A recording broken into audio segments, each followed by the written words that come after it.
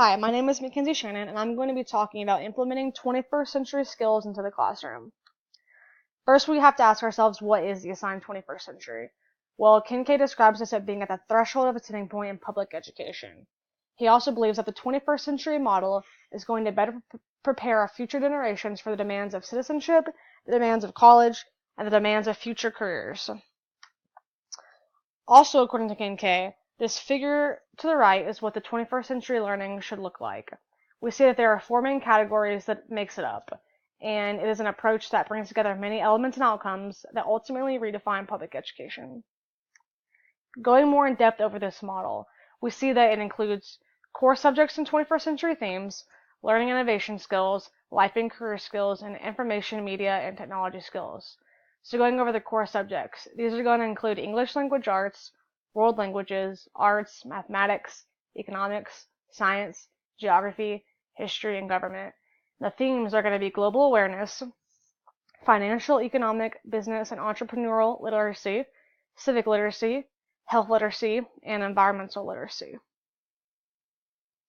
The learning and innovation skills are going to include creativity and innovation, critical thinking and problem solving, communication and collaboration, and the information, media, and technology skills are going to include information literacy, media literacy, and information and communications technology literacy.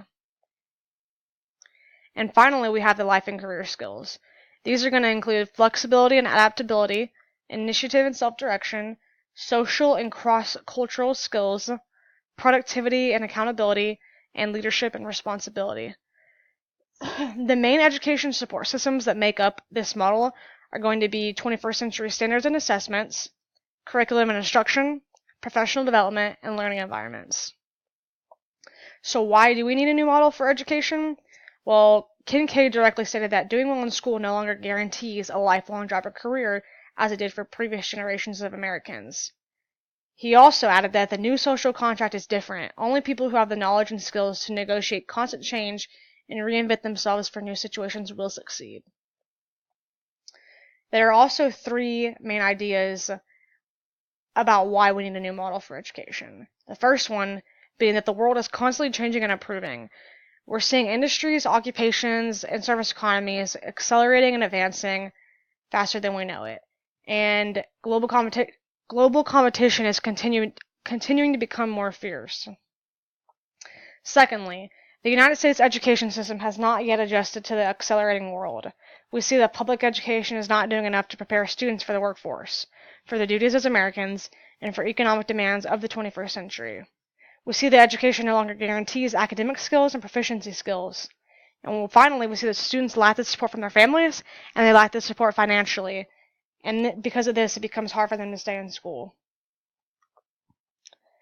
Last but certainly not least, there seems to be no clear sense of purpose for the United States in securing future economic endeavors.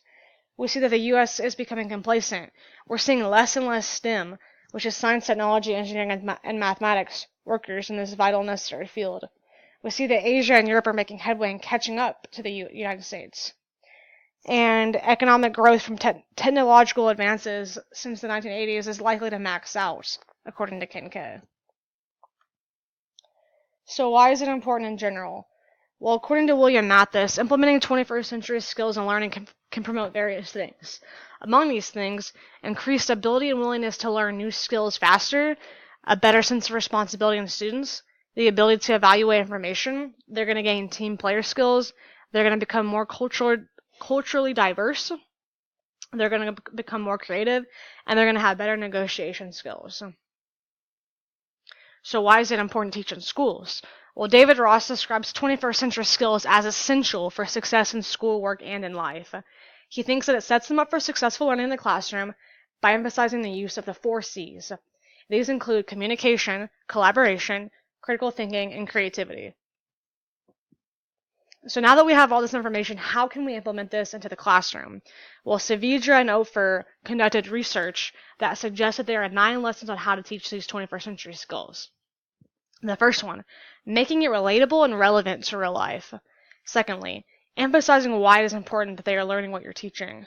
Thirdly, understanding the material but being able to apply it to different contexts as well. Fourth, applying what they learn. 5. Getting students excited to learn. 6. Clarifying misconceptions. 7. Encouraging teamwork and collaboration. 8. Using technology. And last but not least, promoting creativity. These are the sources that I use cited, and thank you, Ngigam.